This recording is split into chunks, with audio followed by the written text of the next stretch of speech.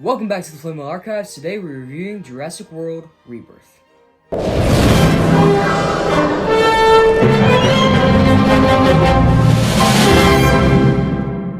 Well, last week this happened. Yeah. I've been a fan of the Jurassic franchise for a long time now. I think I watched the first Jurassic Park when I was about 5 years old. And that was because when I was that young, I really loved dinosaurs. I mean, I still like dinosaurs today. But back then, I was really into them. I knew all kinds of dinosaur species back then. I've forgotten a lot of them now. But yeah, something about that original film just, is awe-inspiring. From the first time you see the Brachiosaurus to the raptors and the T-Rex, it's a really awesome film. And the characters are iconic. It's really awesome. And since then, all the following films haven't quite been able to capture the same magic of the original, but some of them have been good, others have been bad, and honestly, when I walked out of the theater from Wednesday, I was very conflicted. Part of me wanted to like it, the other part of me said, this movie ain't it. And so it took, a car ride home, talking to my dad, and we were discussing the film to really wrap my brain around this movie and the storyline and just everything about it.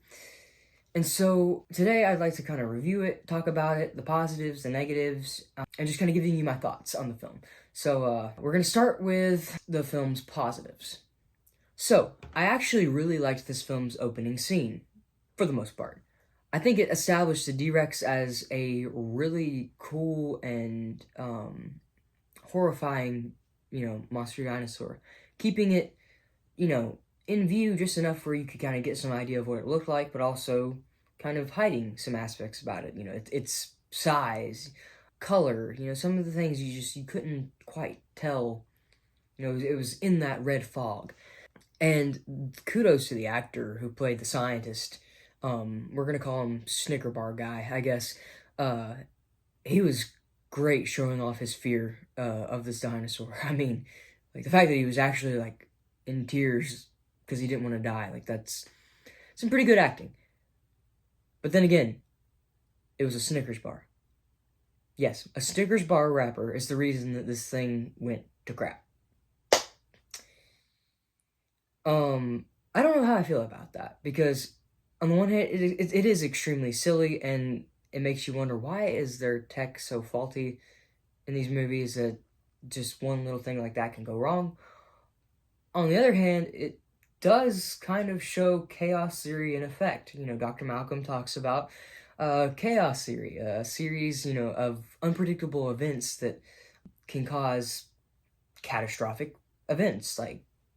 So it does showcase that, but also it just feels like a really silly way to explain how an entire facility was abandoned because a Snickers bar got caught in a door vent and caused these dinosaurs to get out. So it just kind of felt like lazy writing, maybe, and I don't know, something just doesn't sit right. I'm still kind of conflicted about this film. I've kind of erred towards the side of really not liking it, but I see potential, I guess, in this film. That's one of the main things that's keeping me going. Like, just give it one more watch, see how you feel after that, because I didn't like Dominion when I first saw it, and I still don't fully like that film, but there are aspects of it that I do like and appreciate. So that's kind of one of the big positives of this film is the T-Rex prologue. So some more positives about this film. I really liked the visuals. I think that some of the scenes just visually kind of felt like the original Jurassic Park. And the dinosaurs, even though they were all CGI, they looked pretty good. Mosasaurus felt real. I mean, it looked like it could be an actual creature swimming there. Some of the dinosaurs acted in a behavioral way that was different from like how a natural animal would act, but I mean, that isn't anything new in the franchise, so I'm not gonna bash that. And this could be a positive depending on your view of things. It went back to, let's go survive in a jungle setting filled with dinosaurs. We haven't seen that since Fallen Kingdom, or Camp Cretaceous. So, yeah, Camp Cretaceous was like the last thing that we've seen surviving in a jungle setting. However, not everybody's seen that show. So the last big movie installment was Fallen Kingdom, where you saw a group of people surviving in the jungle. So that could be a positive in some people's eyes. Me personally, looking at the broader story, it kind of feels like a step back. Dominion opened up the door for a world filled with dinosaurs, and Jurassic World Rebirth kind of threw that out in a way, and I'll get to that later. But yeah, so if you like that idea of surviving in the jungle on an island filled with dinosaurs, that is this movie. So if you see that as a positive, then that might be a good reason to watch it. So I've covered the few positives that I've seen in this film. So now I'm going to talk about the things that I didn't like, and there's quite a few things that I noticed from a storytelling standpoint that I just wasn't a huge fan of. So we're going to cover it in 3 different categories: world building, characters, and plot. I think these are like the 3 most integral things to any story. They all need to be good to create a good story. Some need to be really good. Others, if they're weaker, it's not going to completely kill your story. But we're going to talk about this movie in those 3 categories. So let's dive in. All right, category 1, world building. This movie establishes that the climate for the world has proven inhospitable for dinosaurs, and so they've started migrating down to the equatorial regions in order to survive.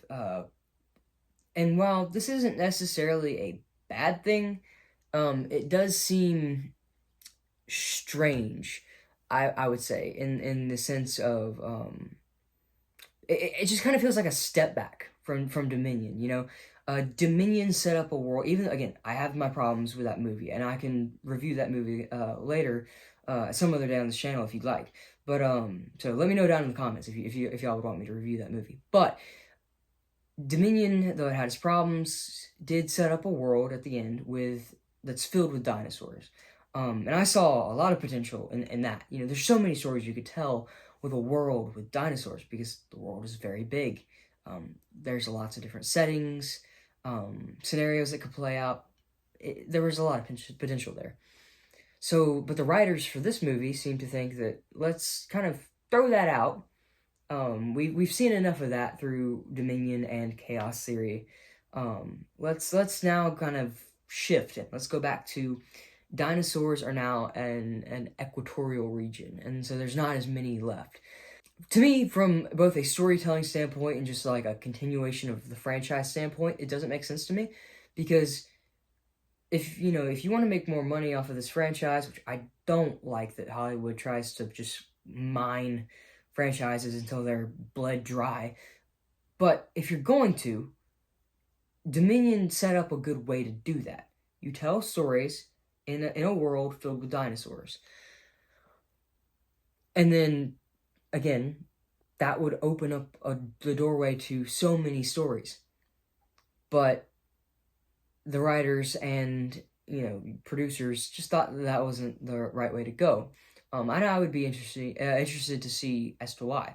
So, yeah, that's kind of my main problem with this film, is that it seems to undo a lot of what Dominion and what just the Jurassic World trilogy built. So if you didn't like the Jurassic World trilogy, this might be a positive for you, but if you did, or thought it wasn't like terrible, but and that it actually kind of moved the franchise moved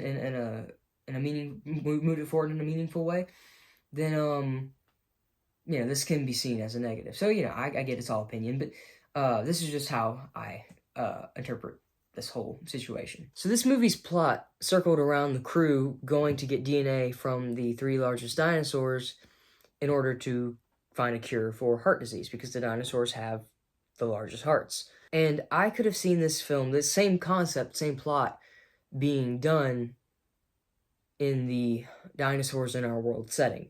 They could have gone to several different locations across the world to find these dinosaurs and to get the DNA, and you could have had a lot of different dinosaurs along the way. This would utilize that more back to just unique small adventures feel of like Jurassic Park 3 and even The Lost World, but then it also uses the expanded world that Dominion created. So personally, I would have rather have seen that rather than let's go back to an island. So I think also this film had real potential to dive into both the pasts of Jurassic World and Jurassic Park. Now, if you're a super fan like I am, then you'll know there's actually a lot that happens in between like Jurassic Park and Jurassic World. The, Masrani Global buying engine and eventually creating Jurassic World, Simon Masrani's dying wish to see his park fulfilled. So I know it may seem like already that I'm hating on this film. And while I am pointing out negatives, and things that I saw that I didn't really like, it's also coming from a standpoint, because I love the franchise, I saw so much potential that this movie could have, but it just didn't deliver. I think that this movie could have done a lot to build upon the lore of the franchise, to tell us more about the past of the hybrids. A lot of people didn't like the hybrids. I enjoyed at least the Indominus. The Indoraptor was kind of like, okay, we're using the hybrid concept again. That's a little weird. And then of course you have the Scorpius Rex, and it's like, okay, are we sticking with the hybrids? I was kind of hoping that Dominion wouldn't go that route of bringing up a new hybrid at that point, because it did feel like hybrid overkill at that point. But the concept of these being early versions of the hybrid crossbreeding experiments actually isn't a bad idea, because whether you like it or not, hybrids are in this franchise now. And so to explain them from a lore standpoint and giving us like Dr. Wu didn't just succeed the first time. It actually took several tests, one being the Scorpius, and we assume that he worked on the D-Rex and the Mutadons and stuff, but we really don't know. Again, the lack of world building with this movie didn't give explanations to that. We don't even really know if the site that they were on, this testing ground for the original park, if it's, when they say original park, we really don't know if they mean Jurassic Park or now Jurassic World, because usually when somebody in this franchise references the original park, they're talking about Jurassic Park. But the timeline placement of when the D-Rex got out and the timeline placement of Jurassic World, it's like a few years prior. I think it said, if I remember right, the prologue took place in 2010 when Jurassic World took place in 2015. So that's only about 5 years before. So it seems like this is a testing ground for Jurassic World and not Jurassic Park. So using the terminology of the original park was kind of confusing. So if anything comes out on that, it would be interesting to know. But currently that's all we know about it. And that does lead me to another world building question. Isla Sorna was the testing ground, or at least factory floor, for both Jurassic Park and Jurassic World, not this new island. So why did we introduce a new island? They could have easily gone back to Sorna. In fact, that would have probably made the movie just a little bit better, and the concept of going back to an island a little bit more appreciated, I guess, because we're going back to Sorna. We haven't seen that since Jurassic Park 3. But they instead decided to create a whole new island and a whole new testing ground. And again, from a lore standpoint, I just don't see, I can't, like, just the mental gymnastics you got to go through to explain, well, if this was a testing floor, did they send these dinosaurs to Isla Sorna, and then they send them from Sorna to the Isla Nublar, or was it just, did they go from this island to Nublar? There's just so many questions, and I feel like they expanded, but only at a shallow level, and they really didn't think much past what they've told us. And so that really just disappointed me, because I was hoping that this film would really kind of be the link between Jurassic World and Jurassic Park. What happened between those years of 1993 and 2015 that we don't know about? Not just Lost World, but Jurassic Park what happened behind the scenes that led to Masrani Global getting Jurassic World, the acquiring Engine to build Jurassic World, and what did Masrani Global do with Engine to kind of make those hybrids, and so there was a lot of potential this movie had in the ways of world building, and it fell flat for me. So yeah, that's kind of my world building thoughts. All right, let's talk characters. I actually think that this film did a good job of kind of establishing the characters in the beginning. We're introduced to Zora Bennett and Martin Krebs and Henry Loomis and Duncan Kincaid. You're essentially the new like group, the new main characters, main cast, and you kind of know generally who these people are, at least occupationally. There's a lot that they allude to to the characters' pasts, but they don't do much to really explain what those pasts are. In fact, the way the dialogue is written for these characters when they're talking about like pasts, it's like you see that the characters know what each other's talking about, but we as the audience don't know, and so it leaves us kind of confused. Like when you walk into a conversation and you're listening to a conversation and you have no clue what the people are talking about, it kind of feels like that. I wasn't really a huge fan of the Delgado family that they introduced. It really why it doesn't make sense why the father would be sailing so close to an island that they're so close to dangerous waters that they know a mosasaur is in. You know this because the little girl mentions like, is it the thing? He's like, no, it's not. So you know that they know the mosasaur is in those waters, and they still decide to sail through. Doesn't make any sense, but the family really didn't serve the story in any way. In fact, it honestly just kind of took away from the main cast and the main story that was going on, because the family, after they're rescued by the main cast, they're with them for a little bit, but then they eventually split up and then get back together at the end of the film. So there's two storylines that are going on at the exact same time. One, the main cast is more interesting than what's going on with the family. The family is just kind of there. It would have made more sense if they were there with the main cast the entire time, because that would be, we have a family who doesn't know how to survive with dinosaurs, or they aren't trained in anything special except sailing, so we need to protect them. That would have made more sense than just having them split off and like not really serve the story much at all, and then conveniently meet back up at the same exact time, just as the helicopter's about to arrive to save them. Also, like, the boyfriend was just one of the most annoying characters I think I've ever seen in the Jurassic franchise. And while I did like his character arc of almost like becoming a man, going from like this lazy guy to, oh, I'm gonna start the fire. I'm actually gonna take my watch at night, and rather than making the dad stay up even longer. So like, there was character arc there.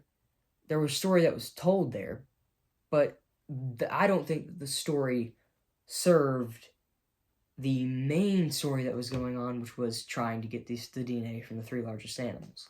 I think you could have taken the Delgado family out of this movie, and it wouldn't change it much at all. In fact, if you still wanted some of the sequences that the Delgado family went through, like the river raft scene, stuff like that, if you still wanted that in the movie, they could have just given that to the main cast. That would have given us more time to see how do they react in crisis situations. How do they work together? We would have gotten to see those aspects of the characters. Also, it would have given more time to flesh them out more, to gain a better understanding about their backstories and their pasts, and to gain a better understanding about who they are as characters. All right, let's talk about the final category, plot. The plot is simply the series of events that the characters experience, the characters go through. It's like your outline, basically. And then the world building provides the setting, the tapestry, of sorts for the outline. And then the characters walk through the setting and experience the plot. So that's kind of how it's all intertwined. But the plot is so integral to the story that if you mess this up, it will harm the story. Now, if you mess up characters, your readers or viewers won't care about the plot or the world. If you mess up the world, then viewers or readers won't care about the plot because the world doesn't make any sense. But the characters and the plot, I think, are the two most important things. If you get the characters right, you're already doing good. If you get the plot right, you're doing great. So personally, I feel like the plot of this movie was very paper thin. Now, I know that most Jurassic movies aren't exactly known for like super sophisticated plots, but they still have layers to them. Jurassic Park, Jurassic World, and all of the movies in between have layers. Even Fallen Kingdom and Dominion had layers to it. But this movie's plot felt like it tried to have layers, but that it was just, again, paper-thin layers. It mentioned that this island was a testing factory for the original park. So there's a layer. There's some history to this island. But it didn't expand on that. So it was just kind of paper-thin. It, introduced us to new characters, but because the cast of characters was so big, with the Delgado family and this brand new cast of characters, there wasn't a lot of time to flesh out all of them and have dinosaur action. So the characters all felt kind of one-dimensional. And then same thing with the plot itself. We're gonna go get DNA from the 3 biggest dinosaurs to cure heart disease. Simple enough. I think that it could have had more layers and variation if they had used the dinosaurs in our world scenario, where they're going across the world and going to different locations to get the dinosaur DNA rather than one location. But it just felt like, because the characters were so weak, because the plot was so simple, and the world building wasn't, there's too many questions to really justify the poor excuses for world building, when it was just kind of statements that were so vague that you really didn't know much about what they were saying. It just kind of felt lazy to me. And it's really disappointing to see. I don't say this. I love the Jurassic franchise, so I don't say any of this to throw shade on the franchise. In fact, I really want to see it do well. But this movie, just for me, didn't hit. I know a lot of people. It's actually seems to be really divisive. A lot of people really love it. Some people really hate it. Some people are just kind of like, meh, it was mid. So this film, just for me, I wasn't a huge fan. I would say I'd say I'm in the middle. It was mid. It had aspects that I thought I liked. I only saw it once Wednesday, so there could be things that I liked that I can't remember, because I remember there were some instances I was like, oh, that's a neat little thing, or like the Dunkleosteus being in there, that was cool. Unexpected, felt natural, like it was just there. But again, it does lead to questions like, where did it come from? Was it in Jurassic World, or was it made by somebody else? Now I wouldn't say that's a big deal, because new dinosaurs are introduced into every installment. So again, Dunkleosteus is not a dinosaur; it's an armored fish. I know that. But yeah, new prehistoric creatures are introduced in every installment. So overall, this movie just kind of, when I left the theater, I was conflicted, like I said, and just kind of wondering why. Why was this movie made? If it was such a paper-thin plot, if it was so, the characters were so shallow, it just kind of felt like lazy writing. Why was this movie made? It didn't feel like it was done with love. So, I really can't tell you. Well, I could. I could say that, it's just a franchise that's being mined and bled dry by Universal. And that may be the case. Or it could just be that, they tried to expand the world a bit, and it was just a dud. Either way, we'll see if this movie, it could be one of those movies that once future installments are made, that it gets better. Like, the second and third one explain stuff from the first, and so the first automatically becomes better. Could be a scenario like that. Or it could just be this movie is just a mid to bad movie.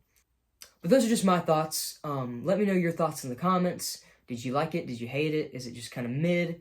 Were there any world building inconsistencies, character flaw, anything that you saw that you were like, I didn't like that? Or maybe some things that you disagree with me on. I'd love to talk about it in the comments. So let me know down below. And if you liked this video, why don't you smash that like button, subscribe. We're going to be covering all kinds of stuff from fantasy to sci-fi, movies, books. So yeah, I'm going to share lore from my own book that I'm writing. So yeah, if any of that sounds interesting, definitely consider subscribing. All right, peace.